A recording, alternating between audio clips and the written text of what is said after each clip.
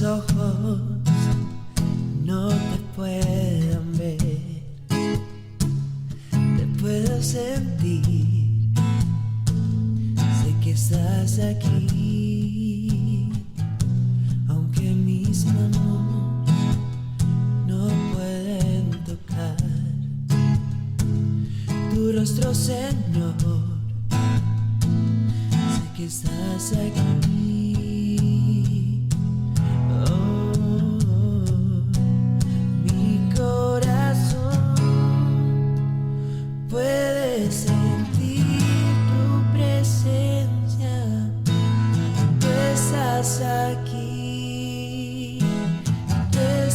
Aquí puedo sentir tu majestad.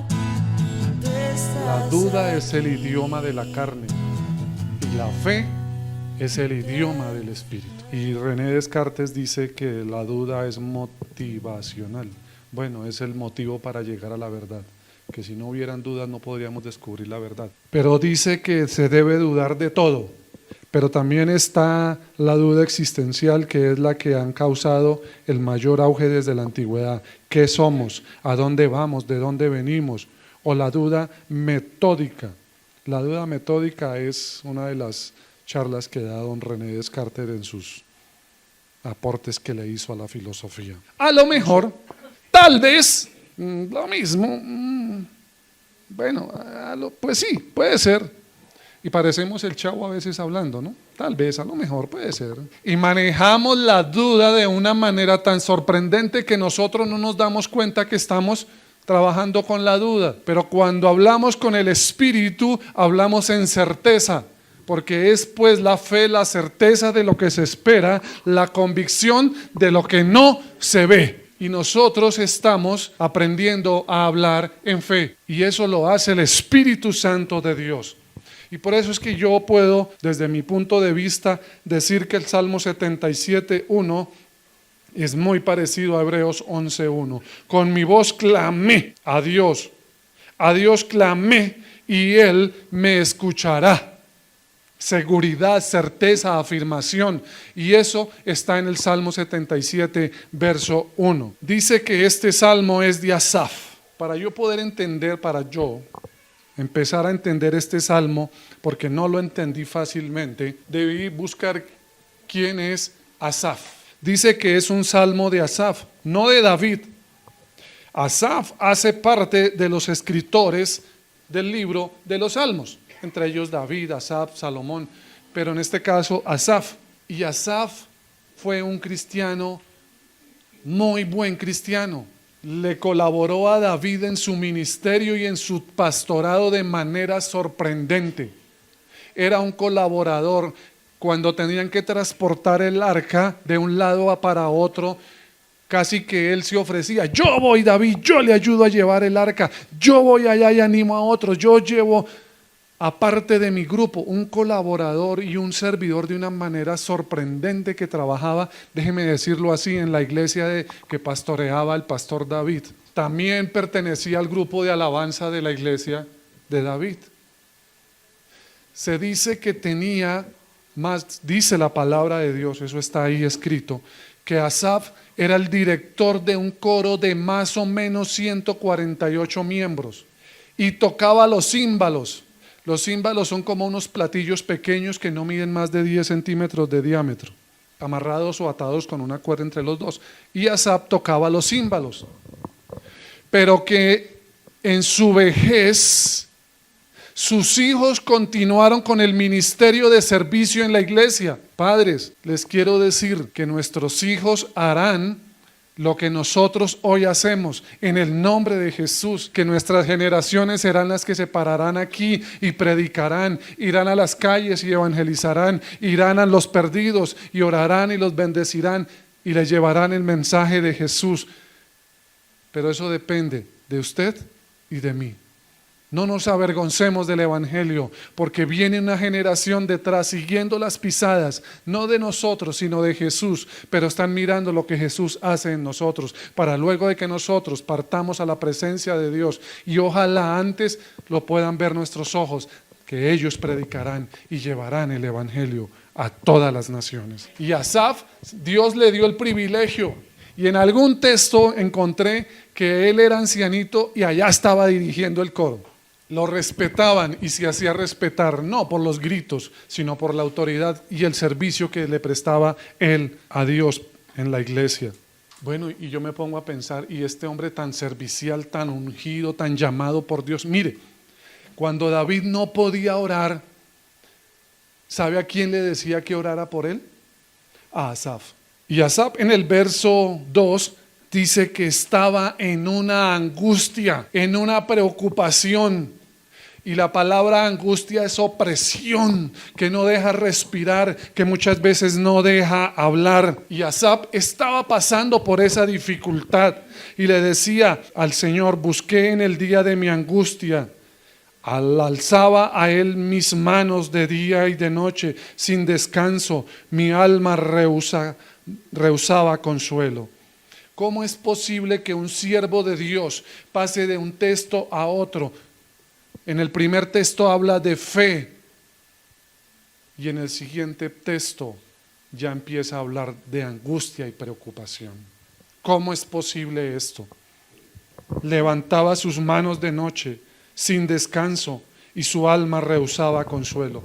En otras palabras, no podía dormir de noche. Se le fue el sueño, en otros términos. No puedo dormir. La angustia produce insomnio. La fatiga de la vida, el cansancio, los problemas, las preocupaciones, las deudas, las decisiones mal tomadas. Y a veces nos quieren consolar, envía a Dios ángeles y nosotros nos rehusamos a recibir consuelo. ¿Cómo es posible que Asaf, siendo el varón que era el director de la orquesta de la iglesia de David, ahora está diciendo: no, ahorita no quiero consuelo, no puedo dormir, estoy levantando las manos y no puedo hacer nada? Y él dice en el verso 3, me acordaba de Dios y me conmovía, me quejaba y desmayaba mi espíritu. No me dejabas pegar los ojos, estaba yo quebrantado y no hablaba. Consideraba los días desde el principio y los años de los siglos. Me acordaba de mis cánticos de noche y meditaba en mi corazón, y mi espíritu inquiría, o mi espíritu preguntaba. Y entra Asaf a darle lugar a la duda. En la versión Reina Valera dice: desechará el Señor para siempre y no volverá más a hacernos propicio. ¿Será que el perdón del Señor se acabó? ¿Será que Dios no tiene perdón para mí? ¿Será que he hecho cosas tan malas que Dios decidió no volverme a perdonar? ¿Será que me ha desechado para siempre? Y Asaf empezó a darle lugar a la duda. ¿Será que esta pregunta no nos las hacemos nosotros? Eso Dios me rechaza. Eso Dios ya se olvidó de mí. Y creemos más en la duda que en la fe, porque la Biblia dice que al que Él viene, Dios no le echa fuera. Pueden ser sus pecados tan rojos o tan blancos o tan negros, pero en Jesús hay perdón de nuestros pecados. Aquí está la sangre de Jesús que nos limpia de todo pecado. ¿Será que Dios habrá dejado de amarme? ¿Será que Dios ya no me quiere? Mire todas las cosas que me están pasando. Mira todas las dificultades por las que pasa mi vida. ¿Será que Dios ya no me quiere? Y le seguimos dando el lugar a la duda en nuestra mente. Esas preguntas nos las hacemos nosotros. Hemos pecado, sí, y la Biblia dice que si hemos pecado, abogado tenemos ante el Padre, pero no podemos negar que a veces nos preguntamos: ¿será que Dios ha dejado de amarnos? Dios no es mentiroso, Dios nos ama y nunca dejará de amarnos. La Biblia dice en Juan capítulo 3, verso 16, porque de tal manera que ha dado a su Hijo unigénito, para que todo aquel que en Él crea no se pierda, mas tenga vida eterna. Así que Dios nunca nos ha dejado de amarnos. Pero ¿por qué vienen estas dudas? Por las dificultades que a diario pasamos, o por la vida, o por las situaciones, o por las circunstancias, o por la angustia. Pero nosotros nos hacemos esta pregunta y sin lugar a dudas le damos lugar a la duda. Tan enojado estará con nosotros que ya no nos tiene compasión. ¿Cuántos han sentido que Dios está enojado con ustedes en alguna vez? Y hemos sentido que Dios se ha enojado con nosotros y decimos, tan enojado estará Dios conmigo que ahora no lo puedo ver, ni lo puedo hablar, ni lo puedo sentir. ¿Será que su presencia se ha ido lejos? Y si no, ¿por qué estoy pasando por esta situación? Mire, ahí está en la Biblia, y este siervo de Dios, músico principal, hombre de oración, y hoy está diciendo en sus escritos, Dios se enojó conmigo. Y por eso es que me está pasando lo que me está pasando. Dios se enojó conmigo. Y las cosas no son así, pero este hombre de Dios, Asaf, tenía estas dudas en su corazón. Yo más adelante puedo leer el pasaje y yo no veo a un Dios con un garrote decirle, ya listo, terminó sus dudas, ahora venga para acá los dos arreglamos cuenticas. Ponga la cabeza para darle garrote. Ese no es Dios. Dios escucha nuestros interrogantes, Dios escucha nuestras dudas y le quiero decir que hay respuesta de parte de Dios para nuestras inquietudes y se llama Jesús. Porque el amor de Jesús cubrirá multitud de pecados. El amor de Jesús nos resolverá todas nuestras dudas. ¿Será que Dios dejará de tratarnos con bondad? ¿Será que Dios dejará de tratarnos con misericordia? ¿Cuántas veces hemos pecado y Dios lo único que encontramos es unos brazos abiertos en la cruz del Calvario diciéndonos, hijitos, habéis pecado, en la cruz hay perdón para nuestros pecados? Pero ¿cuál es su dificultad y cuál es su duda?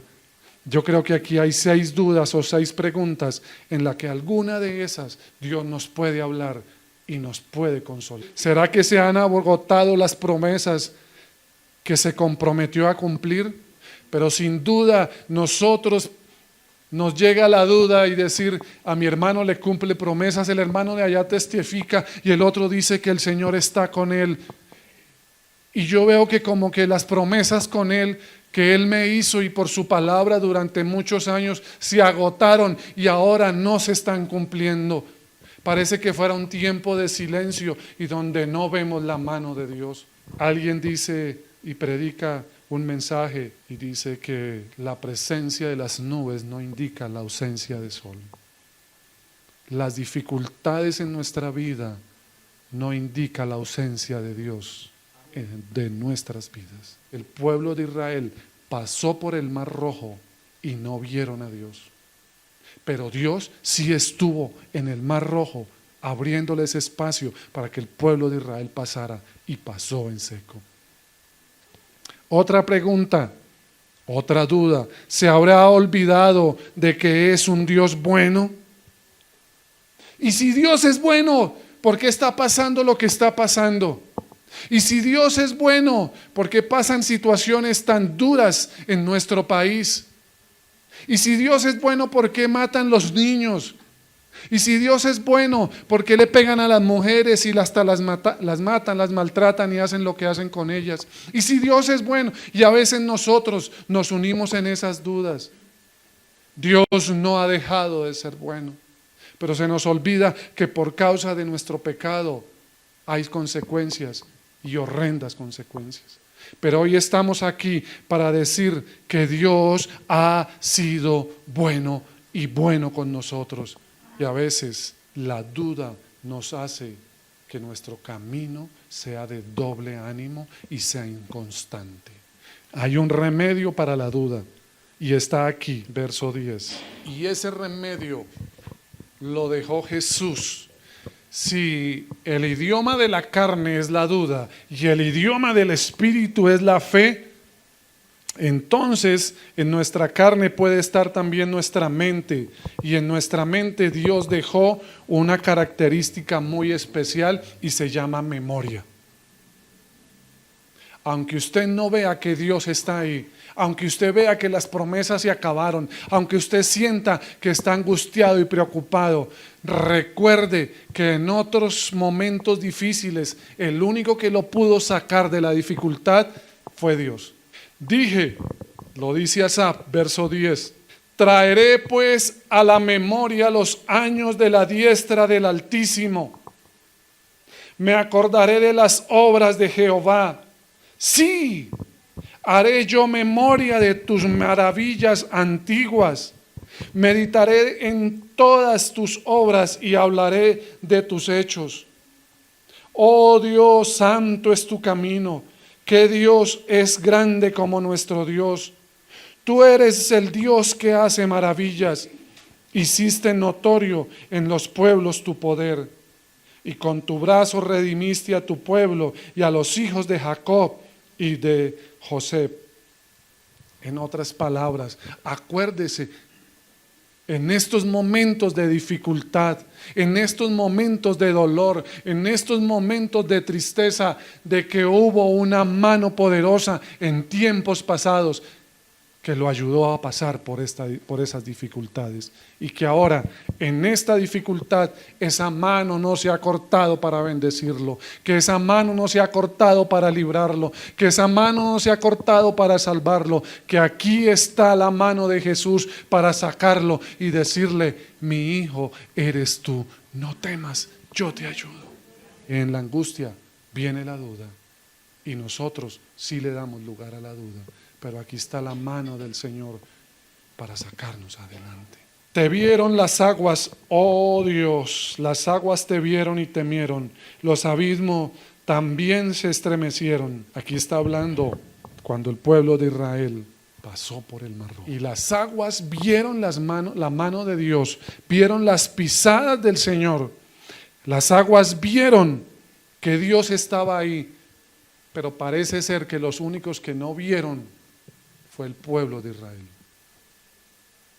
Parece que los únicos que no vieron que el que los pasó por el Mar Rojo en seco fue el pueblo de Israel. En el mar fue tu camino y tus sendas en las muchas aguas, y tus pisadas no fueron conocidas. El mar fue tu camino. ¿De qué está hablando? Del Mar Rojo, del camino que Dios les abrió al pueblo de Israel para que pasaran. El mar fue tu camino y tus sendas en las muchas aguas, y sus pisadas no fueron conocidas. El mar lo vio, las aguas lo vio, los relámpagos lo vieron, los truenos vieron que ahí estaba Dios. Y el pueblo de Israel dijo: gloria a Dios por su presencia, que pasamos en seco. Aquí dice que no, ese pueblo no vio las pisadas de Dios pasándolos como ovejas por el Mar Rojo. Ese pueblo no vio a Dios. Su desierto, en su dificultad, en su tristeza, en su angustia, en su preocupación, en su enfermedad, están las pisadas de Jesús ahí, aunque usted no las vea, porque Él no necesita dejarse ver para obrar, pero Él sabe obrar, y con tremendas cosas nos va a responder Él en justicia, porque Él es el Dios de nuestra salvación.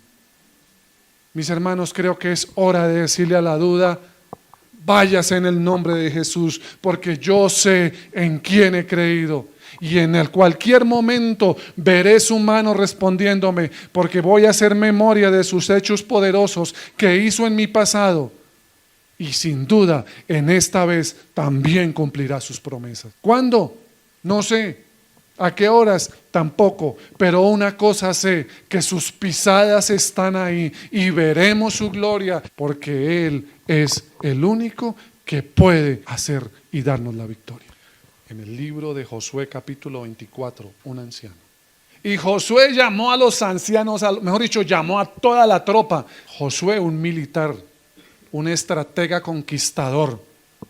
Pero ya en este capítulo nos está hablando como anciano. Josué toma los pasajes anteriores de la Biblia y de lo que le había sucedido a su pueblo. Porque en ese momento Israel estaba dudando si servirle a Dios o servirle a los dioses de los amorreos. Y les empieza a decir, así dice el Señor, a ustedes debo recordarles que a Abraham lo saqué de Ur de los Caldeos, que a Abraham lo saqué y le dije que se fuera de su tierra y de su parentela a la tierra que le iba a mostrar, que dejara a Taré, a Nacor y a toda su familia. Pero a ese Abraham le di un hijo y le prometí descendencia, un hijo que se llamaba Isaac. Les empieza a hacer memoria Josué. Por eso les digo que el remedio a la duda se llama memoria. Y eso fue un hecho poderoso que ustedes olvidaron. Imagínense ese viejito predicando ese tipo de mensaje. Y a Isaac le nacieron 2 hijos, y a Esaú y a Jacob. Y Jacob tuvo hijos, y parece que deja de un lado a Esaú y se va por Jacob. Y Jacob tuvo hijos. Y los hijos de Jacob se fueron para Egipto. Y uno de ellos fue gobernador en Egipto, que se llamó José. Y José fue gobernador en Egipto y prosperó e hizo prosperar la nación porque la mano poderosa de Dios estaba con José. Bueno, ahí dicen las escrituras, lo estoy parafraseando. Y aquella nación fue próspera porque un hijo de Dios gobernaba. Esa era la predicación que les estaba dando el anciano Josué. Y yo creo que se sentía esa emoción, esa unción al predicar. Y el pueblo decía, ¿será que sí? Y esta generación de José cayó en esclavitud. Porque cambiaron de gobernador, cambiaron de rey en Egipto y ya no reconocieron a José como gobernador. Y así que su familia a ser esclavos. Y ustedes no se pueden olvidar, le sigue diciendo Josué al pueblo, que Dios con mano poderosa los libertó de Faraón, los sacó de Egipto, mandó 10 plagas, que por mano de Moisés y Aarón Dios hizo portentosos y poderosos milagros. Y sigue diciéndoles, y ahora el Señor los saca y los lleva por el desierto, pero antes de llevarlos por el desierto les permite pasar por el Mar Rojo. Y ustedes no vieron las pisadas de Dios, ahí están en las escrituras, pero los truenos y los relámpagos sí las vieron. Pero la mano poderosa de Dios estuvo para guiarlos y ellos cruzaron el mar en seco. Y la mano de Dios estuvo guiándolos de día con una nube y de noche con una nube de fuego. Ustedes no se acuerdan de eso, pero el Dios al que sirvo nos sacó y nos pasó el Mar Rojo en seco. Y por allá hace una alusión que a mí me parece que este anciano se estuviera riendo. Y los egipcios venían detrás con caballos, carros y caballos. Y cuando ellos fueron a pasar, el Dios de los cielos les cerró el camino y los egipcios todos murieron ahogados. Porque las armas de Dios no son humanas, no son escopetas, no son tiros, no son balas. Mire, utiliza las aguas para acabar nuestros enemigos. Pero ustedes no se acuerdan, les dice el viejito José, que Dios peleó con ustedes mandando por delante los tábanos. Así quedé yo también. ¿Y este viejito de qué nos está hablando? ¿De cuáles tábanos? ¿Qué son los tábanos? Porque las armas de nuestra milicia no son carnales, sino poderosas en Dios para la destrucción de fortalezas. Josué 24:12. Y nos acordamos de una canción de Juan Luis Guerra, Las avispas. Sí, ese es. Porque Dios no necesita cañones, Dios no necesita carros grandototes, Dios no necesita armas nucleares. Pero cuando Él decide pelear por sus hijos, dice en la Biblia que estad quietos que yo pelearé por vosotros. Él sí tiene que mandar avispas para sacar corriendo a nuestros enemigos, lo va a hacer en el nombre de Jesús. Y me puse a leer qué son los tábanos. Resulta que los tábanos andan en parejita, el macho y la hembra. Y el macho lo que hace es comerse todos los vegetales. Y la hembra se va y le pica la cola a los caballos. Imagínense los jinetes de Faraón, los carros de Faraón y el jinete allá luchando y cuando el caballo saltando. ¿Por qué? No entendía. Porque una tabanita lo había picado la cola. Y el Señor envió por delante a estas avispas, a estas tabanitas, para darle la victoria a su pueblo y sacarlos de esa angustia y sacarlos de esa preocupación. Lo que Dios hace muchas veces no tiene sentido, pero Él lo va a hacer. Y yo me imagino a la iglesia de Israel. ¿Será? Puede ser, ¿no? Quizás. ¿Sí? No, eso no puede ser. Y empezaron a darle lugar a la duda. Y Josué, el anciano, y les dice: iglesia, y si mal os parece servir a Jehová, escogeos hoy a quién sirváis, si a los dioses a quienes sirvieron vuestros padres cuando estuvieron al otro lado del río, o a los dioses de los amorreos en cuya tierra habitáis. Pero yo y mi casa serviremos a Jehová en el nombre de Jesús. Ese es el Dios que confiamos. Le vamos a decir a la duda: fuera en el nombre de Jesús. Pero yo y mi casa le serviremos al Señor, porque Él ha hecho grandes maravillas y Él sí cumple sus promesas. Esa es la palabra de Dios. El remedio para la duda es recordar que Él sí cumple sus promesas.